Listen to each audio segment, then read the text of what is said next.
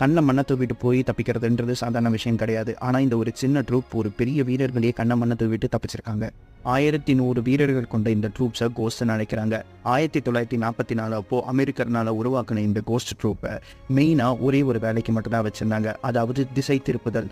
திசை திருப்புறதுக்காக இவங்க யூஸ் பண்ண பொருளை தான் கேட்டிங்கன்னா அசந்துருவீங்க. அதாவது ஒரு ஃபேக்கான பலூன் டேங்க்ஸு, ஃபேக்கான ஏர்கிராஃப்ட்ஸு அண்ட் ஃபேக்கான ஆர்டினரி டேங்க்ஸ் எல்லாம் வச்சு ஜெர்மன்ஸை திசை திருப்பியிருக்காங்க. ஃபேக்கான டெலகிராம் மிமிக் மாதிரி பண்ணி ஜெர்மன்ஸ்க்கு தப்பான மெசேஜஸ் அனுப்பி அவங்கள போகணும்னு நினச்ச இடத்துக்கு போக விடாமல் தடுத்தாங்க இந்த கோஸ்ட் ட்ரூப். ஜெர்மன்ஸை இன்னும் குழப்பி விடுறதுக்காக ஒரு பெரிய பெரிய ஸ்பீக்கர்ஸ் எல்லாம் எடுத்துகிட்டு வந்து சவுண்ட் சிஸ்டம் கிரியேட் பண்ணி நிஜமாலே வார் நடக்கிற மாதிரி இந்த கோஸ்ட் ட்ரூப்பு ஒரு சவுண்ட் வேவ்ஸை கிரியேட் பண்ணியிருக்காங்க.